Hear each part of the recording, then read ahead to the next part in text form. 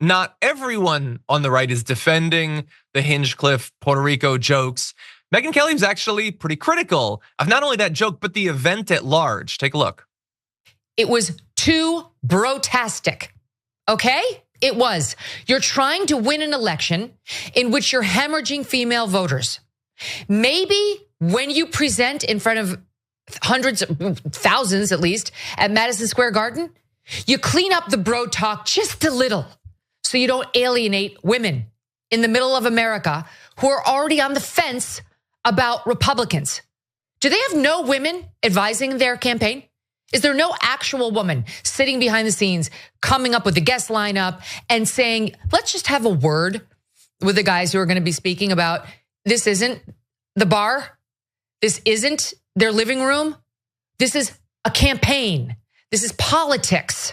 We're trying to get him elected. We don't need to rally the base or guys anymore.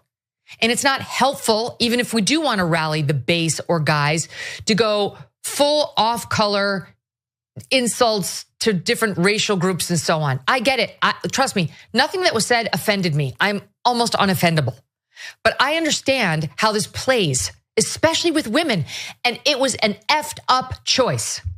They took what was an amazing celebration of Trump, exciting and well-attended and hugely enthusiastic, and gave themselves a big black eye.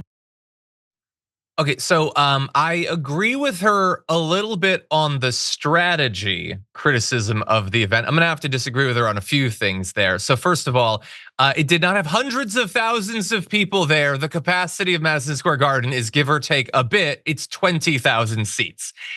I do not know why they cannot stop lying about how many people are at these events. You cannot fit hundreds of thousands of people in that stadium. That's not a thing. Also, I love that she goes on and on and on. Rightly, this is offensive, it's stupid, why do you need to have all the racism? And then she has to point out, I wasn't offended. I didn't bother me at all. You're a white woman, why would it? You're a white conservative woman. It wasn't attacking you in this one case, thankfully. There were some misogynistic comments, but they were about a woman of color. That's not gonna cause Megyn Kelly to lose any sleep.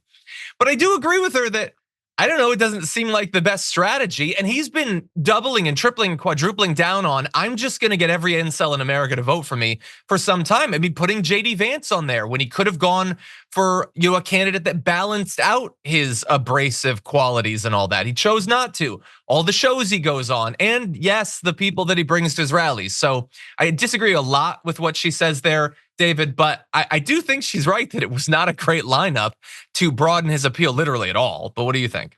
Yeah, I mean, look, I'm not a fan of Megyn Kelly on most things, but I think she's covered enough political campaigns to even sort of understand the basics. And that is, successful campaigns almost always at the end unify their base, rally their supporters, but talk about what they are for. What are they going to do? What is their plan? What do they stand for? Not what you're against. Everybody knows that Donald Trump doesn't like immigrants. Everybody knows that he's a misogynist. You don't need speaker after speaker to make this all about all the different people that Donald Trump and the MAGA world hate.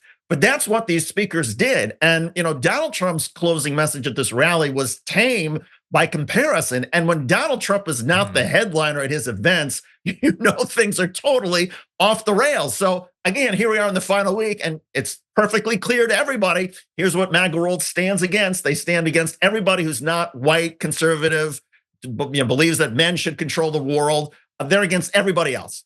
Okay, but Donald Trump actually stands for some things, but you're not hearing that. And so I think even some of the political dunces out there are recognizing that there was something wrong with how the Trump strategy played itself out through all these different speakers.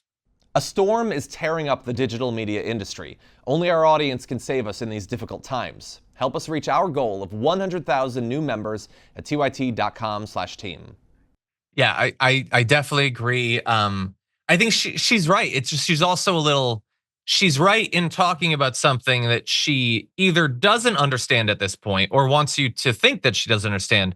She said, does he have no women advising him? Like, what do you think Donald Trump thinks about the women around him, Megyn Kelly? Remember what he said about you? Do you think he has developed respect for women in the twilight of his life? I have no doubt he has some women around him. He travels with Laura Loomer. I don't know that he has a lot of like women around him that he respects that are tapped in with women broadly around America. No, I don't think that's who's advising him. I know someone, the sort of people that are advising him who actually had some advice in the sort of area that you saw in Madison Square Garden. Take a look at this. It would behoove him to hire a few great comics to just tour with him and just write one-liners about all these different people. I mean, if he could remember them, I know he likes to go off his own head, but if he could remember a few Hinchcliffe bangers, if he hires Hinchcliffe to take him on the road, do you know how insane that would be? Yeah, dude. Hinchcliffe writing bangers for Trump to on people. Trump was smart. He would hire Shane and Tony Hinchcliffe. Yeah, to be clear, that was before this event. Great advice from Master. Look, he admits often that he doesn't know politics. And I guess sometimes he likes to demonstrate it with that, I suppose. Also, I think at a certain point, after years and years and years of talking about politics, you should no longer at some point hide behind, I don't know politics. We should expect more of, a multi-millionaire who wields a massive amount of influence. But his advice was to bring on Hinchcliffe, and it doesn't look like it was the best advice.